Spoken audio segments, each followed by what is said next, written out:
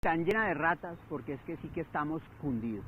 Voy a empezar tratando de contarles dos noticias buenas en medio de una noticia macabra. La noticia macabra es que nos hemos dado cuenta de cómo es el maltrato y los asesinatos y las violaciones contra las mujeres en nuestro país, a raíz del vil homicidio de Rosa Elvira Celis. Las buenas es que, vean, parece que la presión de todos ustedes, la indignación que demostraron a través de las redes sociales, el cubrimiento, las voces que se levantaron en contra de ese cruel homicidio sirvieron de algo. Toda esa manifestación de mujeres en el Parque Nacional protestando por el maltrato a la mujer, pues vean, cosas han pasado.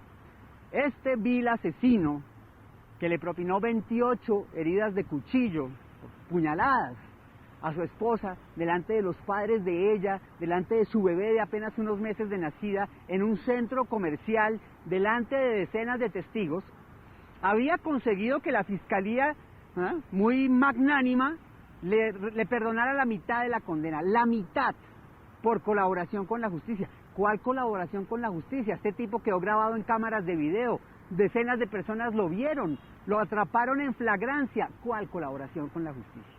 Bueno, pues muy bien, ese preacuerdo que había logrado este criminal, un preacuerdo vergonzoso, se cayó. La fiscalía lo retiró y el señor tendrá que pagar una condena mucho más larga. Y yo creo que la indignación de ustedes tiene que ver con ese cambio en la fiscalía.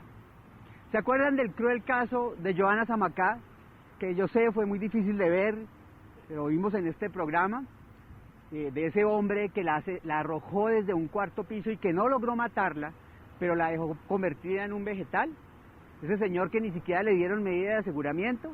Muy bien, el fiscal a cargo de ese caso, muy preocupado por la humanización de la justicia, también había conseguido que a este señor le perdonaran la mitad de la condena. La mitad. Ese señor también, hay testigos, está todo comprobado que él es el culpable. Es más, prácticamente admitió. Bueno, muy bien, ese preacuerdo también se cayó. Y muy seguramente este señor tendrá que pagar una condena justa. Una condena que por lo menos haga sentir a sus familias que los crímenes no quedan impunes en esta sociedad. Y que la justicia proteja a las víctimas, más que a los victimarios. Yo sé que esos cambios tuvieron que ver con la presión de ustedes y con la indignación. Y a nosotros nos podrán decir, yo sé, les agradezco el apoyo a todos los que nos apoyan, y yo sé que a nosotros nos podrán decir que sí, que sensacionalistas, que lo que ustedes quieran, pero nosotros sentimos que también pusimos un granito de arena en eso, y seguiremos con el tema, y dentro de 3 capítulos volvemos a hacer un especial sobre el maltrato a la mujer, porque las cosas tienen que cambiar. Ustedes no saben los casos de los que nos hemos enterado después de que sucedió lo de Rosa Elvira Celis. Rosa Elvira Celis, asesinada por un personaje que ya había matado y que la justicia colombiana había dejado libre, como inimputable. Un asesino cruel que andaba entre nosotros por culpa de ¿quién? De la justicia colombiana. Claro, entonces aparecen los padres de la patria, nuestro honorable presidente Santos, su ministro de Justicia, y anuncian a los 4 vientos que nos van a dar generosamente a los colombianos una reforma a la justicia. Claro, ¿ustedes qué piensan cuando dicen reforma a la justicia?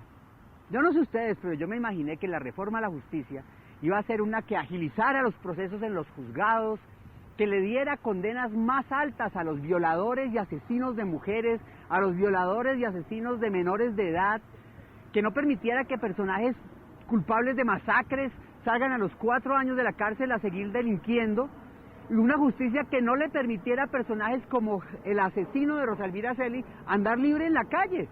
Eso me imaginé yo que iba a ser una reforma a la justicia. Pero no, esta reforma a la justicia no iba a endurecer las penas de nadie. Lo que iba a hacer era rebajar las penas de los congresistas que se vieran implicados en casos de corrupción o en cualquier delito. ¿Pueden ustedes creer eso? Que en un país en el que acaban de suceder esos hechos, con los índices de violencia que tiene, con la cantidad de víctimas que tiene, tenga un gobierno tan caradura de presentarle una reforma a la justicia en la que lo único que buscaban al final era favorecer a los delincuentes del Congreso. ¿Puede ser eso posible? Yo no sé ustedes cómo se sienten, pero de verdad que yo siento agotamiento, es como, no puedo creer. ¿Y saben qué es lo peor? ¿Saben quiénes están detrás de esos micos que se firmaron en esa reforma? Los mismos personajes de los que hemos venido hablando por meses y semanas en este medio, en otros medios, el señor presidente del Senado, el doctor Juan Manuel Corzo, que trató de pasar la ponencia de la inmunidad parlamentaria y que no pudo y sigue empeñado en lograr esa inmunidad y esa impunidad. O sea, ¿les cabe a ustedes en la cabeza? ¿Qué nos dice a nosotros el Congreso de la República cuando en la cara nos hace cosas como las que nos hizo el senador Merlano, que no ha tenido la decencia de aparecer y que está ahí comiendo callado esperando que no pase nada? ¿Qué le dicen a usted? Le están diciendo, ¿sabe qué? Ustedes, pueblo de Colombia, nos importan un c***. Hacemos con ustedes lo que se nos da la gana. ¿Y saben por qué pasa eso? Porque nosotros colombianos no somos conscientes de lo que es la democracia. Nosotros los ponemos allá, porque sentimos que las cosas están tan perdidas que ni para qué votamos, ni para qué miramos por quién votamos, ni para qué denunciamos. Allá los ponemos para que hagan eso. Salió el presidente Santos a decir el jueves, ¡oh! Víctima él. No, le trataron de meter ese mico. Y ahora promete también que eso va a echar para atrás. El problema es que legalmente eso no es tan fácil. Si ese Congreso nos quiere meter a la fuerza, esa reforma tiene las armas legales para hacerlo. ¿Y saben qué va a pasar si pasa esa reforma a la justicia? Al otro día quedan libres todos los parapolíticos, esos que se asociaron con grupos de asesinos para hacerse elegir en sus regiones, van a salir al otro día libres de la cárcel. Y personajes como Iván Moreno va a salir al otro día de la cárcel, o como el exministro de Agricultura, alias Uribito, saldrá al otro día de la cárcel. Esa es la reforma a la justicia que nos traen los padres de la patria en un país donde a un tipo le meten 7 años de cárcel por robarse unos caldos. Esa es la reforma a la justicia. Entonces yo no sé ustedes qué sientan, y yo no sé qué pena decir todo esto. Mucha gente piensa que yo no soy quien para hablar de política o de realidad, pero tengo un espacio en la televisión y siento que eso, más que un privilegio, es una responsabilidad, y tengo que decir esto. Y tengo que llamarlos a todos ustedes a que nos unamos, a buscar las herramientas democráticas para evitar que ese esperpento de reforma a la política pase, no solo por las consecuencias que tendría, sino porque tenemos que sentar un precedente. Si a la mayoría del pueblo le maman gallo y juegan con él, porque los llevan como borregos a votar, comprados por un sándwich o una camiseta, porque díganme quién en sus 5 sentidos, con un voto de opinión, votaría por Corzo. ¿Ah? Si ese pueblo colombiano es mangoneado, pues los que tenemos el acceso por lo menos a las redes sociales, o entendemos un poco cómo es la situación, parémonos en la raya. Esta vez, aquí está la cuenta de Twitter y la página de internet que está haciendo el movimiento social para detener esa reforma a la justicia. Yo los invito a que sean parte, porque miren, ese gol no se lo están metiendo a los pobres, a los ricos, no, a los uribistas, a los conservadores, no, ese gol no lo están metiendo a todos.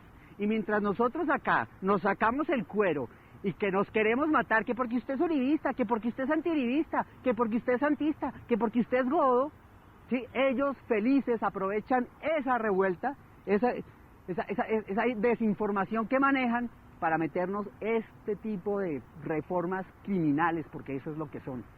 Entonces, por un momento dejemos todos nuestros odios particulares de lado y unámonos. Que si logramos que por una vez estos personajes no hagan lo que se les da la gana, va a ser un precedente para un futuro en el que un país decente sea posible. Y bueno, aquí están, los invito. Solo con nuestra indignación y nuestra presión y nuestra opinión podemos cambiar las cosas. Millones de pequeñas cosas hechas por cada uno de nosotros pueden cambiar las cosas. Pueden hacer una revolución de las cosas pequeñas. Y eso era lo que tenía que decir, y me da mucha pena, y si después de esto me echan, pues solo quiero decirles que, como para amilanar un poco las cosas, tenemos un programa, ya que nos dicen que es que solo hablamos de tragedias y de miserias, un programa que venimos haciendo desde hace varios meses, sobre una propuesta de las que debería hacer el gobierno y no las personas, no pequeñas fundaciones y pequeños grupos una propuesta que cree que la educación y la oportunidad de trabajo es la manera de lograr que los jóvenes de los barrios y de las zonas de riesgo más peligrosas del país se conviertan en gentes de bien, que es lo que necesitamos. Lo que pasa es que la educación no le conviene a muchos, porque entre más brutos nos tengan, más seguiremos votando por personajes como estos detrás de un sándwich, de una camiseta y de un ventilador. Esta historia les va a hacer llorar de lo bonita que es, y pienso que es por el lado que debe ir este país. Y ay, me perdonarán, pero de verdad que de corazón, aquí comienza este programa.